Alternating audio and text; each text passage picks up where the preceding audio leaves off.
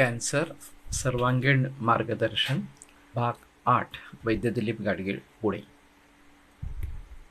तो हम बात कर रहे थे कि इस प्रकार का देशी बीज का उपयोग करके अगर हम फसल उगाएंगे और देसी गाय का खाद के लिए उपयोग करेंगे तो उसमें जो गोबर निकलता है, सुभाष पालेकर जी का कहना है कि एक गाय 30 एकड़ खेती के लिए पर्याप्त है।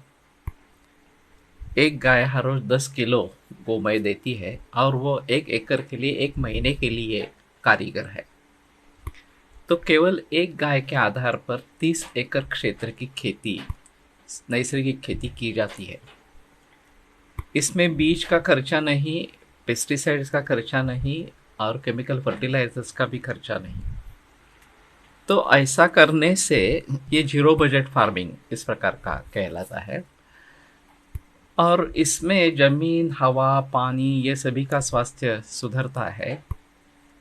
ये मूल बीज ज़्यादा सक्षम होने के कारण, प्रतिकार क्षम होने के कारण उतनी ज़रूरत पड़ती नहीं है पेस्टिसाइड्स की।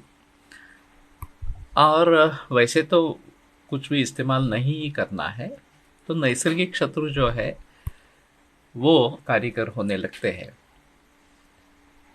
अभी मैंने कोकण में बहुत लोगों से सुना कि विदाउट पेस्टिसाइड्स आम अच्छा आएगा ही नहीं, उसका जो है वो पूरा नष्ट हो जाएगा, पूरे आम नष्ट हो जाएंगे इस रोगों की वजह से। मैंने कहा हजारों वर्षों से आम आता रहता है, सभी विश्व में पहुंचाया जाता है। अभी पिछली 40-50 वर्षों में ये पेस्टिसाइड्स का प्रयोग करना शुरुआत हुआ और हमारे हजारों बरस का अनुभव उससे बह गया। कैसे संभव है इस प्रकार से?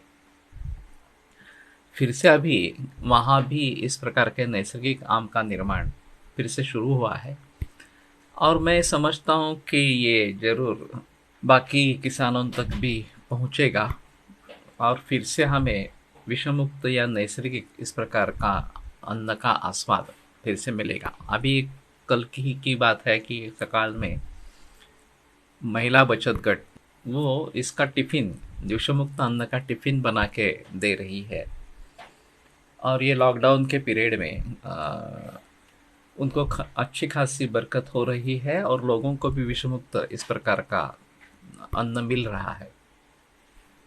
तो जितनी जल्दी इसका प्रचार प्रसार हो जाए उतना मानव समाज, और केवल मानव समाज ही नहीं, बाकी पशु पक्षी वनस्पति ये सब रोगमुक्त होने लगेंगे, विषमुक्त होने लगेंगे। और ये एक अहम चीज़ है।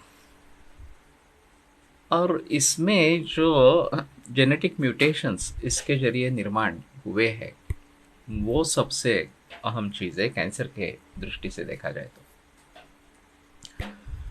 तो मैं जिक्र करता हूँ कि केवल देसी गाय का ही दूध लेवे कैंसर के मरीजों के लिए। उसमें कई फायदे इस प्रकार के हैं। एक तो दूध हमारे हिसाब में रसायन है, तो प्रशस्त धातुओं का ही निर्माण उससे होता है और अप्रशस्त या एबनॉर्मल सेल्स निर्माण होना ये कैंसर का हिस्सा है। तो इस प्रकार से अगर प्रशस्त धातुओं का ही निर्माण इससे होता रहेगा तो एबनॉर्मल सेल्स जो है उनका पोषण नहीं होगा, उनका स्टार्वेशन होगा, वो धीरे धीरे वो कम होते जाएंगे। कैंसर के बारे में ऐसा कहा जाता है कि एक कुछ दिनों के बाद हर सेल को मरना पड़ता है, मृत्यु होती है और उसकी जगह दूसरा सेल ले लेता है। तो कैंसर में ये जो बातें हैं वो बदल जाती है। उनका डेथ नहीं होता, उनकी मृत्यु नहीं होती, बल्कि वो ज़्यादा दिन जीते हैं और पुनर्निर्माण करते रहते हैं, अपने ही जैसे सेल निर्माण करते रहते हैं। तो इसको रोकथाम करना बहुत ज़रूरी है।